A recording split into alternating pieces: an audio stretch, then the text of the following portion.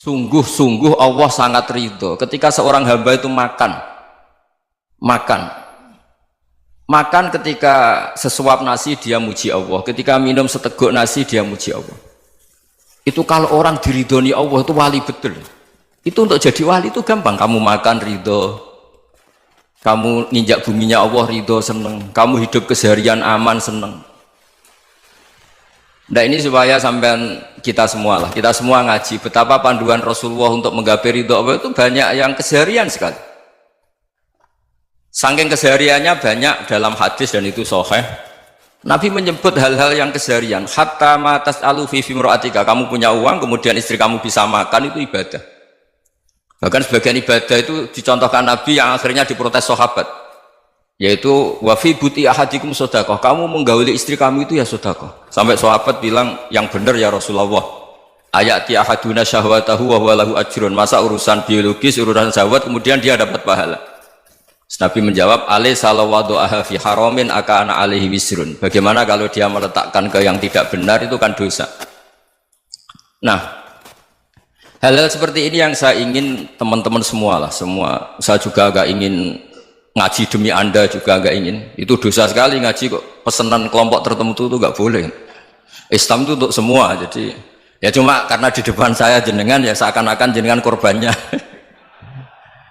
Itu ada ilmunya dalam usul fikih itu. Jadi orang itu harus ngaji usul fikih. Nama yang disebut, mungkin Mas Sufyan masih ingat zaman ngaji usul fikih. Nama yang disebut itu tidak jaminan sebagai prioritas perintah. Jadi misalnya gini, kebetulan yang di depan Nabi itu Abu Dzar. Nabi ya bilang, ya Aba Dzarin ini uhibbuka misalnya, atau ya Mu'ad ini muhibbuka, atau ya Aba Hurairah ini uhibbuka misalnya.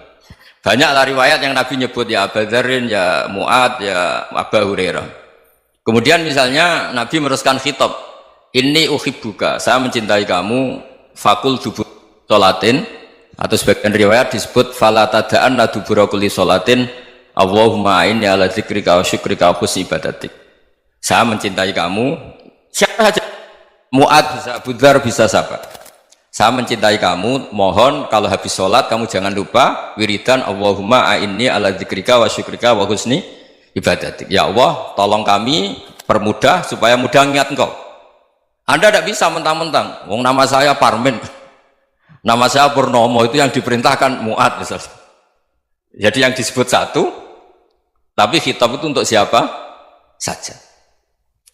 Saya teruskan. Jadi saya mohon semua kita melakukan kebaikan itu, kalau dalam kaidah fikih disebut al yakin la yuzalu bisyak. Banyak kebaikan yang kebenarannya itu 100%, tidak punya efek samping ke pihak lain, ke kelompok lain, ke komunitas lain. Yaitu tadi misalnya Anda makan dan itu murah sekali, hanya butuh satu piring, setiap punyaan kamu muji Allah, setiap minum kamu muji Allah. Itu redaksinya Rasulullah SAW disebut Allah sangat ridho ketika seorang hamba makan kemudian dia memuji Allah, atau minum kemudian dia muji Allah.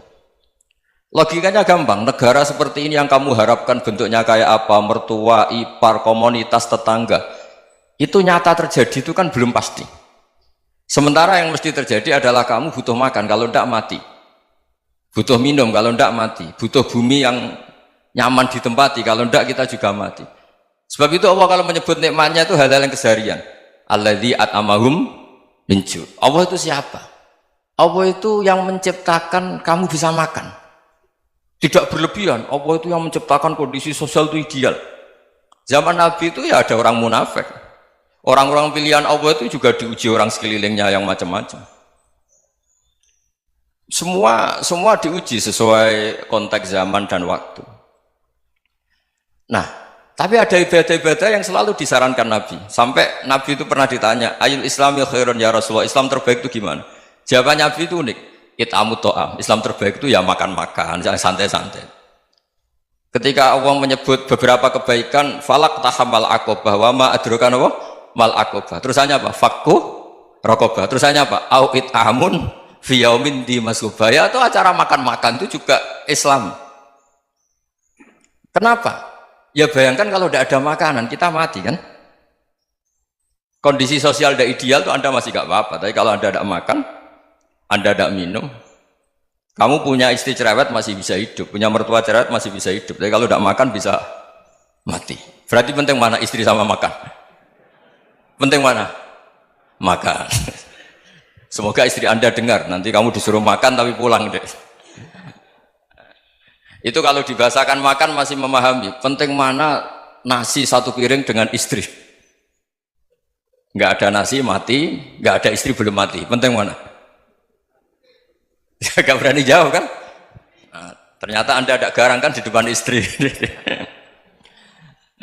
Jadi saya mohonlah, mungkin Mas Sufyan Sauri tadi yang bisa bantu lah. Teman-teman tuh ngaji yang keseharian saja. Karena kita nyari ridha Allah itu berdasar firman Allah. Dan firman Allah itu menyebut keseharian tuh riang, gampang. Yaitu tadi misalnya wa min ayatihi manamukum billaili wan nahar. Termasuk ayat-ayat Allah itu kamu tidur. Maka dulu itu ada guyonan, ada tokoh Mu'tazilah, kelompok dalam Islam yang berpikir manusia itu bisa menentukan ikhtiarnya sendiri. Karena saya bisa duduk, ingin berdiri, berdiri. Karena kelompok ini nggak terima kalau semua kehendak Allah, nanti bagaimana kalau semua kehendak Allah kok ada hisab ya, ada sanksi. Lucunya itu, dia akhirnya, ini cerita ya, mencintai seorang perempuan, cantik sekali. Dan itu dia menjadi ahli sunnah itu oleh hal-hal yang sepele. Karena istrinya cantik, ya namanya suami istri itu hubungan intim. Terus ditanya, Mas, masih ingin lagi? Masih. Silahkan diulang lagi. Wah ya tidak bisa. Katanya manusia bisa menentukan yang diinginkan. Itu tobat itu. Itu nggak bisa ditobatkan Mas Sufyan Ats-Tsauri. Orang cantik yang mudah nobatkan orang itu orang cantik. Segampang itu. Akhirnya kita tahu, makanya kalau dalam kitab Hikam itu disebut al-aqil mayyakul madza yaf'alu wa hubi wal ghafil mayyakul madza af'al. Orang yang punya akal karena sadar ini wilayah Allah, semua milik Tuhan. Itu dia tiap hari berpikir, besok Allah akan melakukan apa terhadap dunia ini. Kamu merencanakan suatu mau plesir ternyata gempa. Mau wisata ke Rusia ternyata perang. Kamu tidak pernah tahu apa yang akan terjadi besok. Wa ma tadri nafsum madza taksibu ghadan. Tapi anda semua kita ini sering punya jadwal permanen. Makanya saya kalau diundang siapa saja, bisa takdir. Yang jelas Gus ini acara penting. Ya masih acara penting nak pangeran ngersakno piye? Kowe ape dadi pangeran, kamu kok mau jadi Tuhan? Itu kadang ya kiai. Penting Gus acara ini jenengan harus memastikan bisa. Loh kamu itu yang ngajarin tauhid, sesuatu itu biadillah kok bilang-bilang apa pasti. Kalau maksa terus tak tobatkan kamu kata saya itu. Ya kalau gitu Gus bilang insya Allah.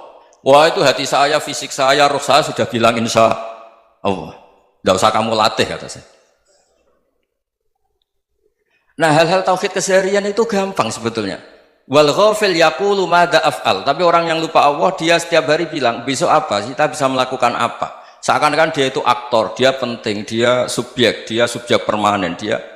Padahal kita ini hanya objek kehendak Allah Subhanahu wa taala. Karena kita yakin sesuatu yang terjadi di alam raya ini kita tidak bisa apa-apa. Makanya saya sering ngaji, sering bilang saya, ketika Anda mensifati Allah, dia yang menghidupkan. Sudah itu tanamkan, sehingga ketika kita mati, santai saja. Kenapa santai? Allah punya cara menghidupkan kita. Zaman kita hidup juga gak tahu caranya ngelola jantung, ngelola paru-paru. Kamu juga gak tahu ngelola oksigen yang tidak beracun, tidak ngandung polusi. Tahu-tahu hidup. Gak ingin tua ya tahu-tahu tua, gak ingin mati tahu-tahu mati. Selama ini kita hidup juga gak tahu apa sebetulnya. Hanya gaya tok, punya jadwal, punya planning.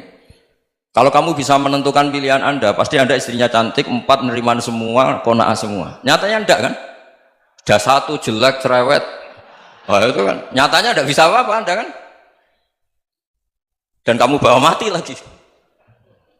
Itu kan, istri Anda juga gitu, punya keinginan, punya suami yang ganteng, yang jabat, yang neriman, yang enggak poligami. Ya enggak kesampaian juga. Kalau kita ngitung tingkat kegagalan kita itu gagal terus. Ya kan?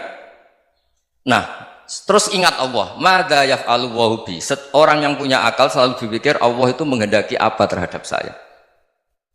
Lalu sama-sama orang melihat orang yang serius, itu kata Anda itu pemikir berat, serius, senang punya tokoh yang merengut karena kamu anggap serius. Tapi sebagian orang anggap orang yang serius itu wong merengut, wong masam, wong muka kok ditekuk. Jadi sama itu hati, ya muqallibal qulub tsabbit qalbi ala dini, karena kita nggak tahu cara berpikir kita tentang orang lain, tentang sekeliling kita. Misalnya kita orang baik yang jenis ngrumat fakir miskin, ada orang bangun masjid mewah itu janggal. Apa artinya masjid mewah kalau banyak orang kelaparan? Tapi kalau yang jenis pendidikan, apa artinya masjid mewah kalau tidak bisa ngaji? Nanti yang jenis infrastruktur, apa artinya ini kalau semuanya punya sudut pandang yang berbeda-beda. Dan Islam mengapresiasi semua kebaikan. Tapi katakan semua kebaikan itu adalah kehendak Allah Subhanahu wa taala. Karena apapun baik Anda itu pakai fasilitas yang diberikan oleh Allah Subhanahu wa taala. Sehingga ini yang disebut qulillah tsumma darhum fi khawdihim yal'abun. Ya, kembali tadi ke tema-tema bahwa keseharian Anda ini sudah Islami. Saat Anda tidak bisa melakukan apa saja. Saya sering ada jenazah, biasanya kalau tetangga meninggal saya sering disuruh ngelepas. Saya bilang orang ini baik.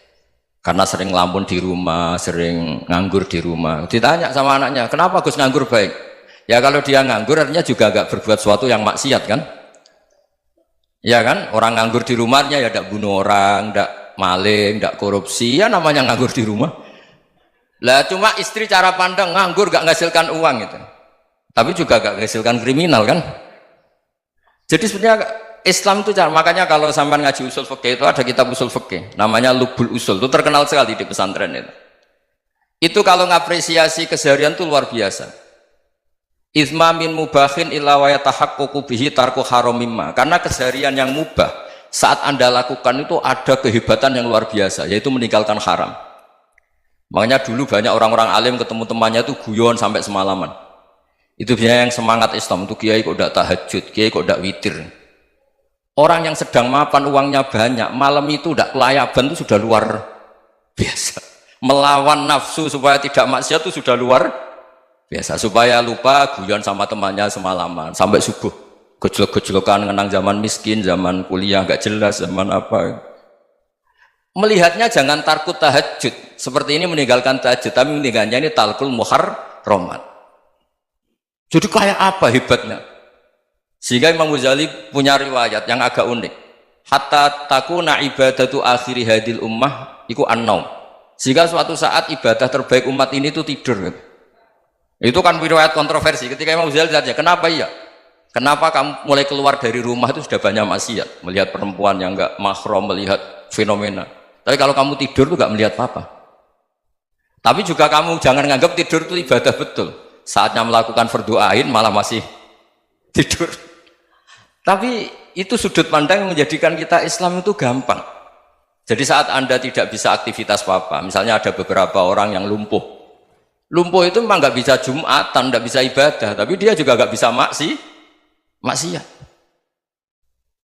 Tidur itu memang Anda saat itu tidak bisa tahajud, tidak bisa witir, tapi saat itu ada zina, ada maling, tidak gosipkan orang, tidak bully orang, tidak menanamkan kebencian, tidak hasud. Sehingga tidur menurut Allah Ta'ala wa min ayatihi manamukum billaili apa? Wan-nahar. Karena di tidur itu selain ada unsur istirahat, jaga kestamina, juga ada unsur meninggalkan beberapa keburukan. Nah saya mohon ibadah yang keseharian ini kita jaga. Supaya kita semua baca ayat itu fasih. Fasih itu tertanam di hati. Allah itu siapa? Alladzi at'amahum min ju'i wa amanahum min khawf. Dan Allah kalau cerita di Quran itu anna subabnal ma'a subba thumma syaqaqnal ardhan wa syaqqa fa'ambatna fiha habba wa inaba wa qadba wa zaituna wa nakhla wa hadaika hulba. Kamu tahu saya ini siapa, kata Allah. Saya ini adalah Tuhan yang menurunkan air, kemudian ada tanaman banyak, habba wa inaba wa qadba, ada zaitun, ada tin, kalau orang Jawa mungkin ada tela, ada padi, ada mangga, ada pisang. Sudah. Wa inaba wa zaituna wa nakhla wa hadaika hulba, ada perkebunan yang lebat. Tujuannya apa? Mata Allahkum, silahkan kamu pakai, kamu nikmati. Tapi karena kadang kita ini punya ide-ide besar. Tadi untuk syukur saja nunggu punya istri riman, rumah baik, tetangga baik, komunitas baik, semuanya baik baru syukur. Lama-lama nanti ada di surga, syukurnya nunggu surga paling kelas A. Itu sudah ada yang menghuni Rasulullah, kamu nggak boleh di situ. Masa untuk syukur saja? Repotnya Masya Allah. Jadi mohonlah Quran yang kalau Anda hafalkan juz sama itu kan ada ayat-ayat yang kayak tadi. Ya, fal yang dzuril insanu ila ta'ami. Coba lihat Apa yang kamu makan ya? Dari mana? Dan untuk mempertahankan hidup kamu keseharian. Jadi jangan kira ibadah itu harus membentuk komunitas yang versi Anda. Ibadah itu harus yang hal yang mulu-mulu. Kesehariannya Anda alami. Loh, ini saya tidak bikin-bikin. Saya ngaji bukan karena berdasar pesanan. Itu ayat yang saya baca kan betul ada ayatnya kan. Fal yang dzuril insanu ila ta'ami anna sobba benal ma'a sobba thumma syaqaqnal ardo.